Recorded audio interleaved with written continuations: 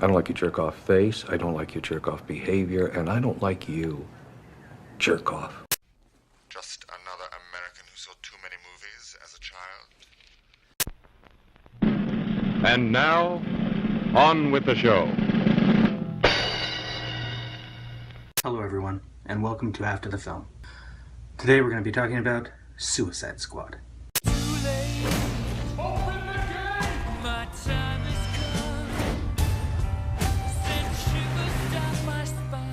Was this cheerleading trials?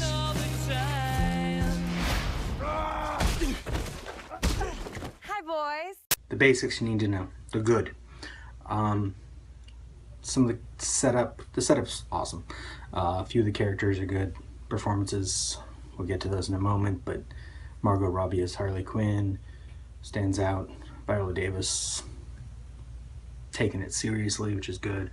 Will Smith mostly playing Will Smith. If he happened to be good at shooting things, he does pretty well. A lot of the other ones could easily be disposed of. Oh, Jay Hernandez as Diablo, he's good too. But like Cara Delevingne as the Enchantress doesn't have to do much. She has a few lines in the first act, and then she spends the entire third act doing a weird dance and not saying much. That's not good. I'm not saying they wasted her. She's not, as far as I've seen so far, like a spectacular actress that they're misusing. One they are misusing, or he's misusing himself, Jared Leto as the Joker. Blah, blah, blah. All of that chit-chat's gonna get you hurt. I can't wait to show you my toys. See, Jared Leto, he's trying to star in a Joker film, is what it feels like. And this isn't a Joker film. Whereas Harley Quinn does a great job of making this into a Harley Quinn film, when the script isn't leaving her that much time. The editing does leave her a lot of screen time, but it's more about her charisma and her performance. Yeah, like this. What was that? I should kill everyone and escape? Sorry. The voices. I'm kidding. That's not what they really said. Or this.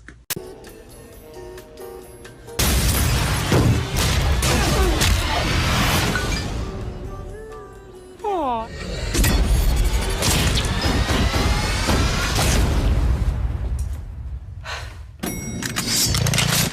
Hey guys.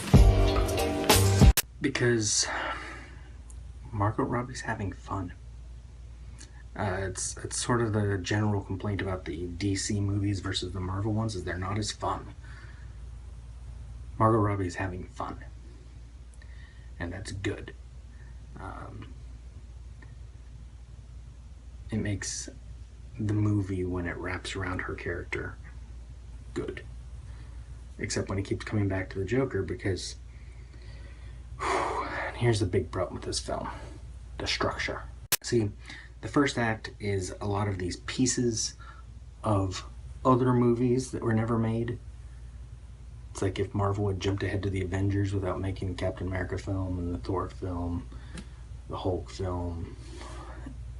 Like, they hadn't made all these other things and then have all these characters in there. And so we're having basically flashbacks to things that didn't happen.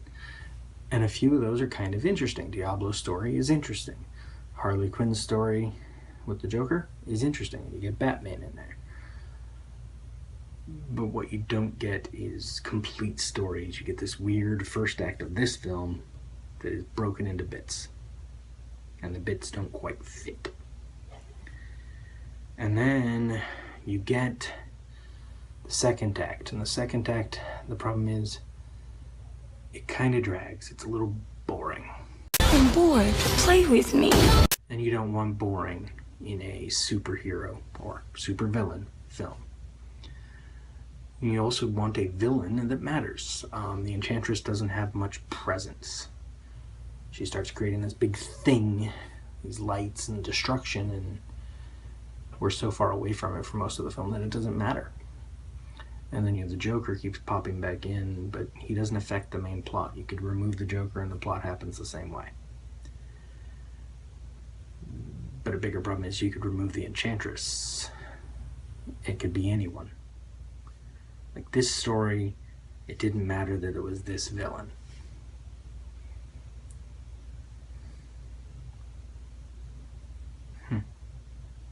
That's a big issue. That being said, the movie is entertaining. Overall, the third act gets some action back in place. Those pieces, even though they don't quite fit together in the first act, are all fairly entertaining. And the characters, for the most part, are okay.